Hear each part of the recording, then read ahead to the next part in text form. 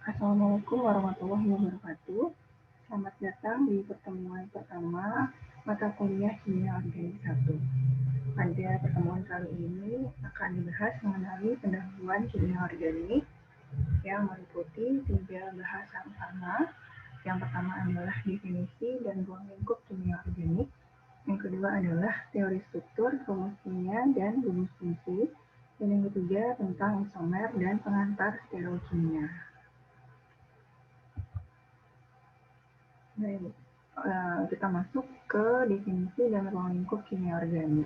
Jadi menurut definisi, istilah organik itu dijelaskan yaitu kimia dari senyawa yang datang dari benda hidup. Kemudian ada juga menyebutnya kimia senyawa karbon. Sebenarnya kurang tepat karena beberapa senyawa karbon lain seperti CO2, Na2CO3, dan KCN termasuk ke dalam golongan anorganik. Tapi definisi ini dapat diterima karena semua senyawa organik sebenarnya juga mengandung karbon. Nah, kenapa sih dengan karbon? Atom karbon dapat terikat secara kovalen dengan atom karbon lain dan unsur-unsur lain menurut berbagai jenis cara, menghasilkan berbagai senyawa yang tak terhingga banyaknya, bervariasi dari yang sederhana seperti CH4, komponen utama gas rawa dan gas alam, sampai yang paling rumit seperti contohnya asam nukleat yang merupakan pengemban kode genetik dalam sistem kehidupan manusia. Nah, pengetahuan kimia organik erat hubungannya dengan sistem kehidupan tumbuhan, hewan, dan mikroorganisme. Bidang-bidang studi seperti obat-obatan, ilmu kedokteran, biokimia, mikrobiologi, pertanian, dan lain-lain. Pembuatan plastik, serat sintetik, serta dalam pengembangan minyak bumi dan gas alam serta arang. Itu tadi mengenai definisi, kemudian kita masuk ke teori struktur, rumus kimia, dan gugus fungsi. Jadi, tentang teori struktur, ini merupakan dasar ilmu yang dapat digunakan untuk menerangkan pertama sifat dan tingkah laku senyawa organik. Kemudian bagaimana senyawa organik tersebut dapat tersusun sedemikian rupa secara teratur, bagaimana atom tersusun dan berikatan satu sama lain, dan bagaimana berbagai elektron membentuk suatu ikatan sehingga terbentuklah suatu molekul. Jadi dari struktur itu kita bisa menjelaskan banyak hal ya, terutama sifat, tingkah laku, sampai jenis-jenis ikatannya.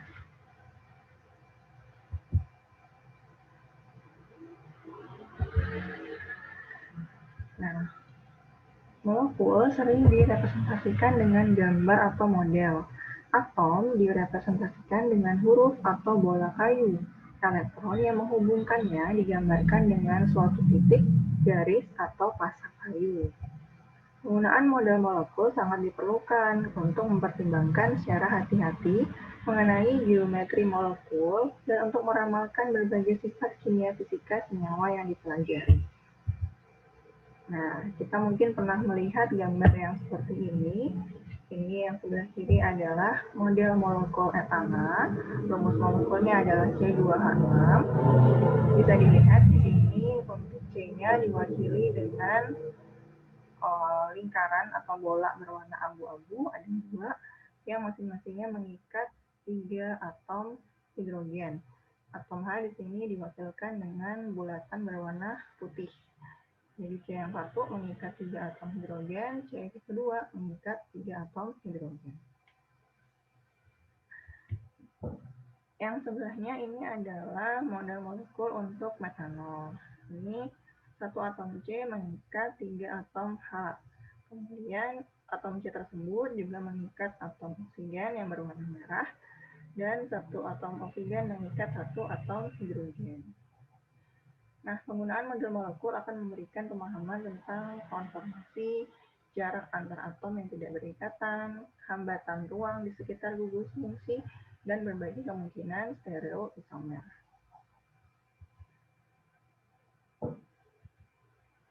Nah, kita mungkin pernah tahu ada beberapa jenis rumus kimia dalam kimia organik. Ada yang pernah menyebutkan tentang rumus empirik.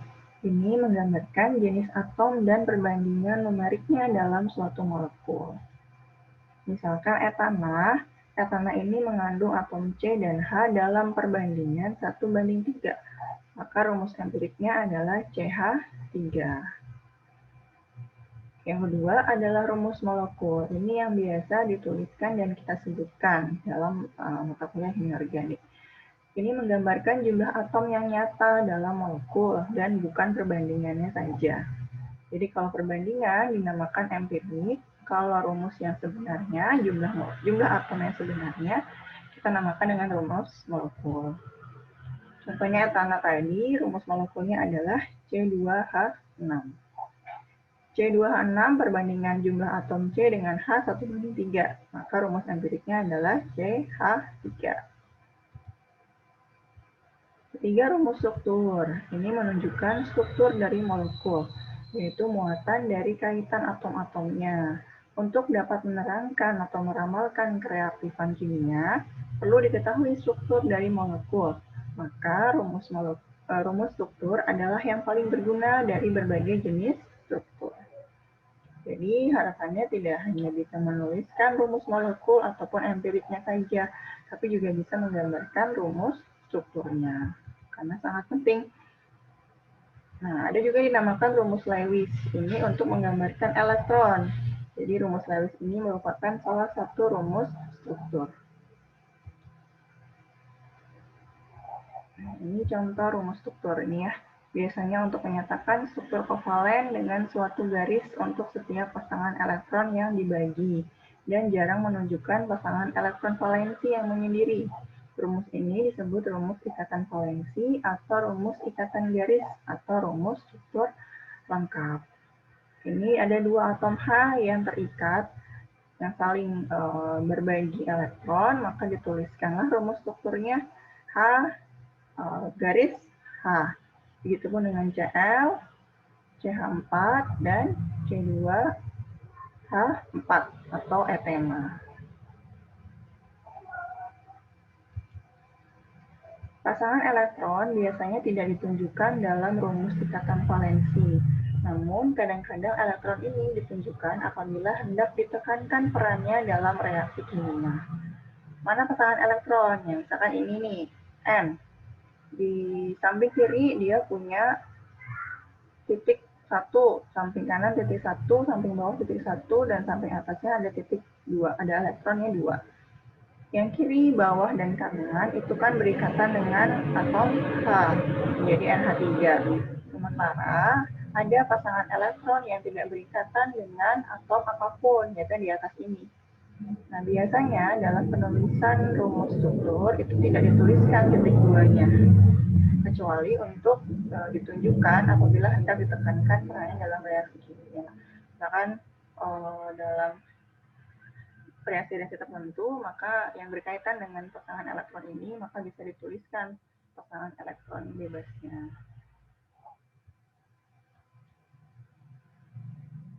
Nah, kemudian ada juga yang disebutkan mengenai rumus struktur termampatkan. Ikatan tidak selalu ditunjukkan. Atom yang sama jenisnya yang terikat satu dengan yang lain digolongkan menjadi satu. Misalkan ini C2H6 rumus molekulnya.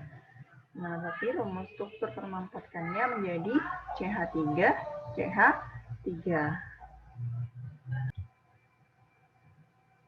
Begitupun dengan yang di bawah. Yang di bawah ini C2H5OH atau etanol. Kalau rumus molekulnya C2H5OH. Sementara untuk rumus struktur termampatkan menjadi CH3CH2OH. CH3CH2OH. Jadi rumus struktur yang seperti yang saya lingkar ini. Jadi hati-hati, ada berbagai jenis rumus kimia yang bisa disebutkan atau yang biasa dikatakan dalam bidang kimia organik, jangan sampai terbalik. Tapi yang umum biasa kita sebutkan yaitu tentang rumus molekul dan rumus struktur.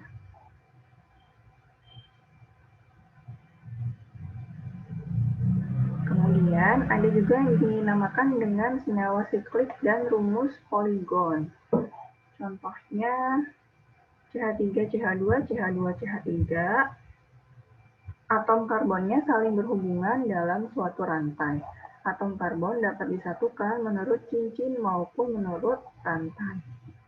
Senyawa yang mengandung cincin satu atau lebih maka dikatakan senyawa siklik. Jadi ingat nanti kalau kedepannya disebutkan senyawa siklik, langsung teringat bahwa senyawa tersebut berarti dia membentuk suatu cincin atau ada cincinnya, satu atau lebih. Nah, struktur siklik biasanya dinyatakan oleh rumus poligon atau segi banyak yang merupakan jenis lain dari struktur termempatkan. Misalkan ini untuk segitiga, maka rumus strukturnya seperti ini, CH2, CH2, CH2 yang membentuk suatu segitiga. Atau ini heksagon bersegi 6, bergugus 6. Ini ada CH2, CH2, CH2, CH2, CH2, CH2, C-nya ada 6. Tuh. Ini dalam bentuk siklik. Jadi tertutup rantainya. Nah, biasa juga kita menuliskan seperti ini saja, jadi tidak ada atom yang dituliskan di situ. Nah, kalau seperti ini, maka dapat dikatakan bahwa ini ada ikatan C dengan C. Nah, di sini berarti ada ikatan C dengan 2H. Karena kita tahu C itu punya 4 tangan, bisa mengikat 4 atom lain. Jadi kalau di sebelah sini dia berikatan dengan C yang satu, sebelah sini dia berikatan dengan C kedua, maka berarti ada 2 sisa tangannya yang belum berikatan. Berarti dia bisa berikatan dengan 2 hidrogen. Jadi seperti ini ya. Ini rumus lengkapnya seperti ini. Kalau disederhanakan menjadi seperti ini saja, seperti heksagon. Nah, itu juga seperti ini. Ini berarti C-nya hanya punya satu atom H, karena dia sudah mengikat 3 atom yang lain. Di sebelah atas dia berikatan dengan C, sebelah kiri dia berikatan dengan CH3, di sebelah bawah dia juga berikatan dengan satu atom C yang lain. Maka berarti dia hanya punya sisa satu atom H untuk diikat. Berarti di sini ada CH. Kemudian ini di sini itu berarti C tanpa H. Kenapa? Karena dia sudah mengikat 4 atom yang berbeda. Jadi ada C1, ada Cl1, ada C2, ada Cl2. Berarti di sini tidak ada atom H. Jadi hati-hati ketika dalam menuliskan struktur dari suatu rumus kimia. Kalau bingung ini, maka sebaiknya ditulis dalam bentuk lengkapnya saja.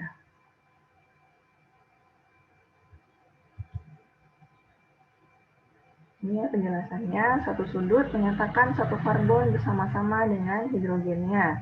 Di sini sudut, ada 6 sudut. Sisi poligon menyatakan ikatan yang menghubungkan karbon. Jadi ini sisi poligon, ikatan antar karbon. Jika suatu atom atau gugus selain hidrogen terikat pada karbon pada cincin, dengan sendirinya banyaknya hidrogen pada kedudukan itu akan berkurang.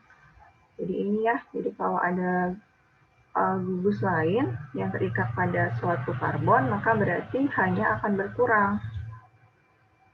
Cincin dapat mengandung atom lain selain karbon. Atom-atom ini dan setiap hidrogen yang terikat padanya dapat dinyatakan dalam rumus poligon.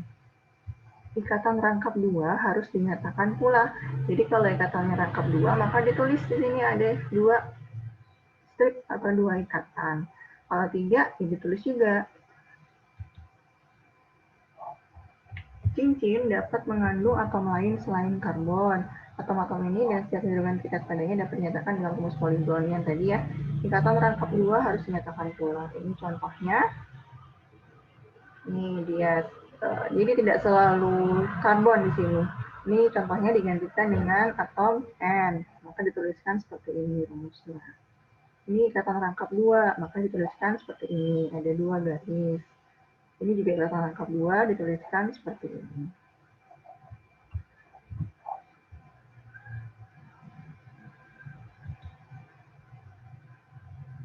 Nah, baik.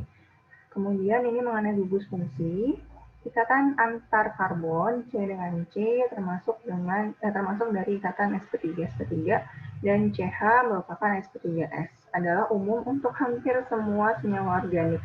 Namun, ikatan ini tidak memegang peranan utama dalam suatu reaksi organik. Ikatan fi atau atom lain atau substituen yang menempel pada rantai hidrokarbon umumnya mengandung atom O, N, S, dan P. Dalam susu organik sebagian besar menimbulkan kereaktifan. Kedudukan kereaktifan kimia dalam molekul disebut dengan gugus fusi. Misalkan di sini Br, CH2, CH, CH2. Kemudian CH3, CH2, NH2. CH3, CH2OH. Di sini yang berwarna biru ya. Berwarna biru ini merupakan suatu gugus fungsi. Jadi ada gugus fungsi Br di sini, ada CH3C, kemudian ada NH2, kemudian ada gugus fungsi OH. Senyawa dengan gugus fungsi yang sama cenderung mengalami reaksi kimia yang sama. Kan sama-sama punya gugus OH tuh, berarti kemungkinan dia bisa bereaksi kimia yang sama. Antara etanol mungkin dengan metanol, reaksinya hampir sama. Kemudian contohnya senyawa yang berikut ini ya. Gugus OH atau gugus hidroksil, semua senyawa ini termasuk dalam golongan alkohol. Contohnya CH3, CH2OH, etanol dengan CH3 3 kali COH. Ini juga termasuk ke dalam gugus golongan alkohol.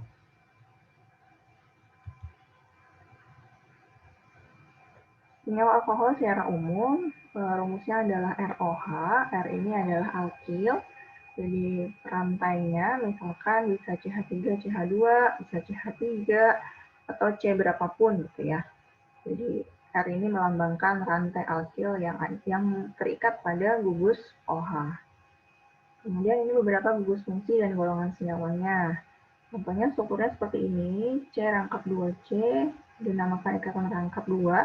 Rumus umumnya R2C, ikatan rangkap 2, CR2. Dinamakan golongan alkena. Kalau rangkap 3 dinamakan golongan alkuna. Kalau dia mengikat gugus NH2 atau gugus amino, maka dinamakan golongan amina. Ketika dia mengikat gugus OH yang kita namakan dengan gugus hidroksil, maka dia termasuk golongan alkohol. Lalu ketika mengikat gugus OR atau alkoxil, nama lainnya, maka dinamakan golongan eter. Dan ada beberapa lagi contoh-contoh gugus fusi.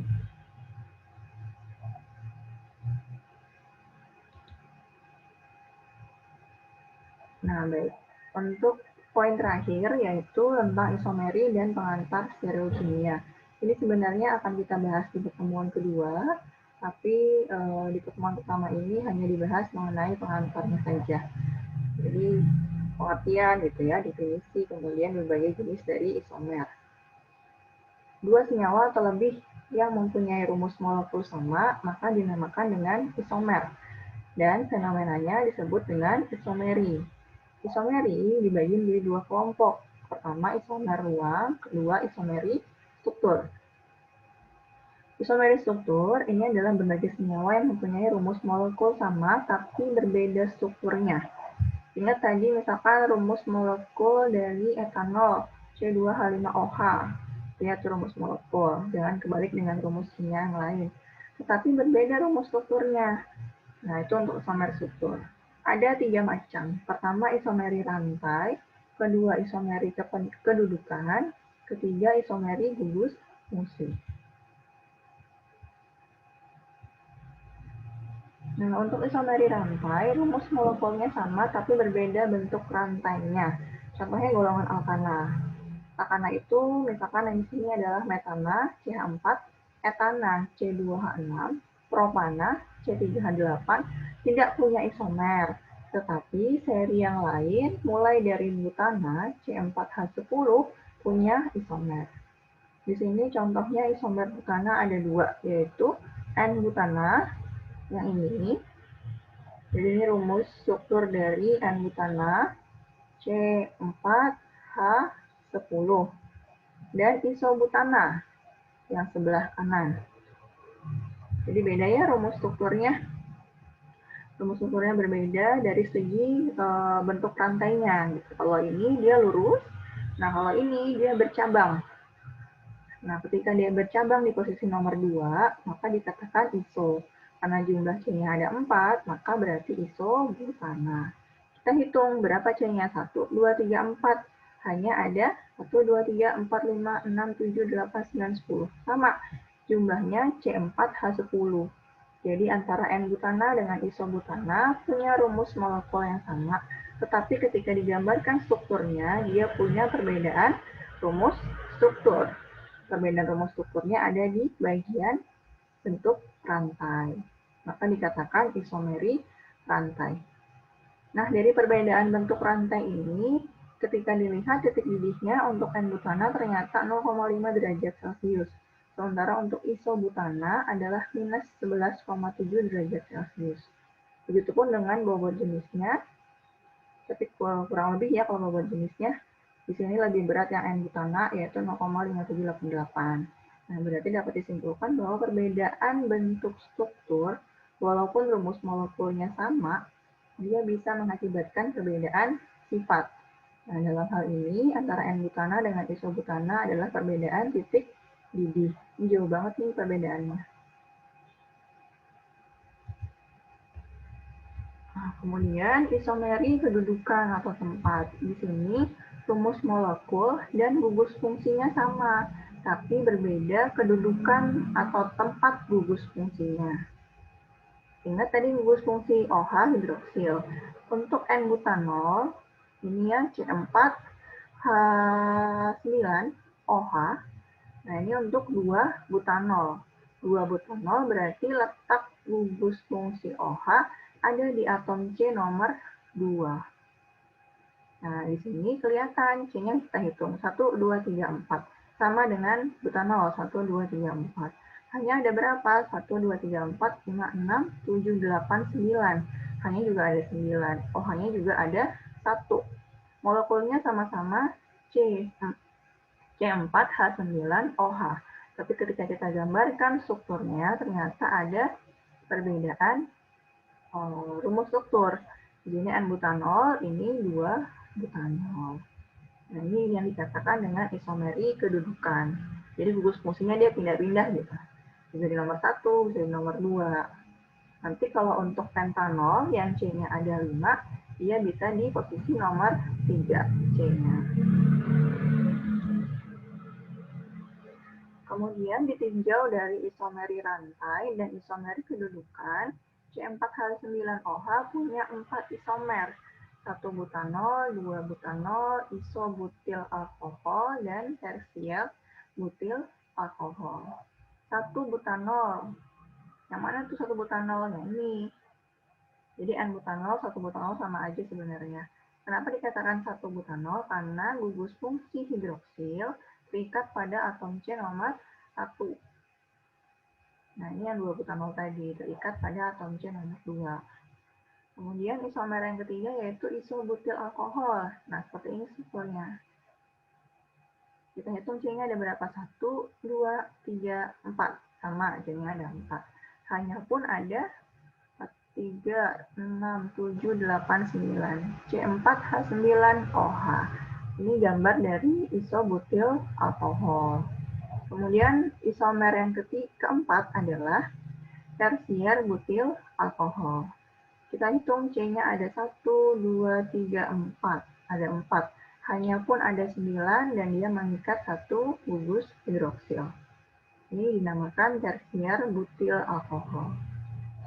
Nah, jadi untuk molekul butanol dengan rumus molekul C4H9OH, dia ternyata punya 4 jenis isomer.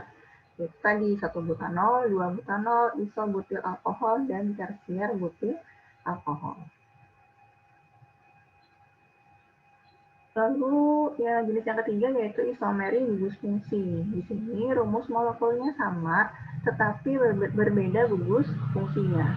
Kalau yang sebelumnya rumus molekul sama, tapi gugus fungsinya juga sama. Itu untuk isomer kedudukan.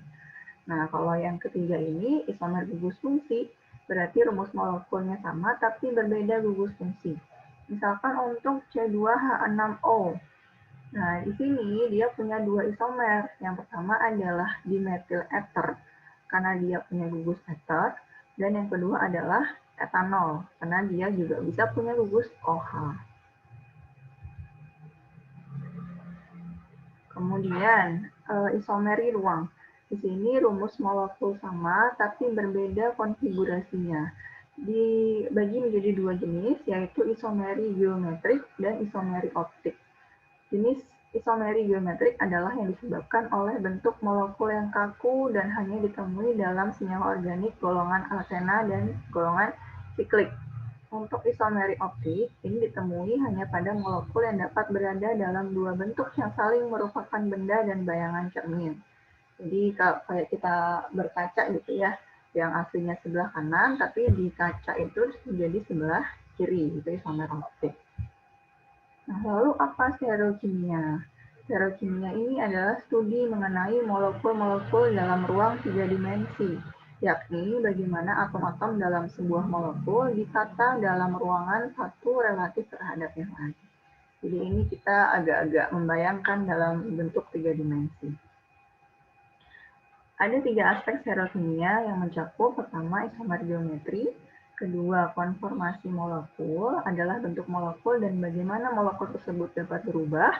Ketiga adalah chiralitas molekul, yaitu bagaimana penataan kiri atau kanan dari atom-atom di sekitar sebuah atom karbon dapat mengakibatkan isomer.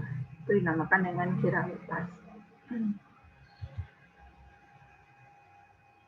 Kemudian juga harus diperhatikan mengenai tata nama organik atau organik nomenklatur. Ini pada pertengahan abad 19, nama-nama senyawa bersifat ilustratif. Jadi belum ada dulu nama-nama senyawa seperti sekarang.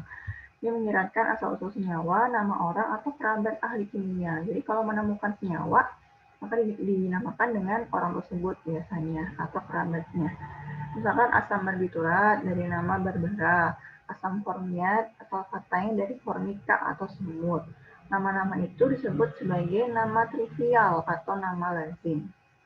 Jadi kalau nanti dalam pembahasan tata nama, ada nama trivial atau lazim, ada juga nama iupak. Jadi kalau trivial itu adalah yang sebelum atau sampai pertengahan abad 19. Nah, untuk yang iupak ini sudah mulai tersistem. Ini pada akhir abad 19. Ini sistem tata nama yang disebut nama Genewa atau sistem iupak, International Union Pure and Applied Chemistry. Baik. Berarti sampai di sini pembahasan mengenai pendahuluan kimia organik 1. Jadi memang tidak dalam karena memang hanya pendahuluan saja. Nanti untuk selanjutnya, untuk pembahasan lebih lanjut, lebih dijelaskan di materi-materi yang akan datang. Mudah-mudahan ada sedikit gambaran yang bisa diperoleh, dan mudah-mudahan juga bermanfaat dan bisa dipelajari lebih lanjut. Silahkan bagi yang ingin belajar lagi dari buku-buku referensi kimia organik yang ada.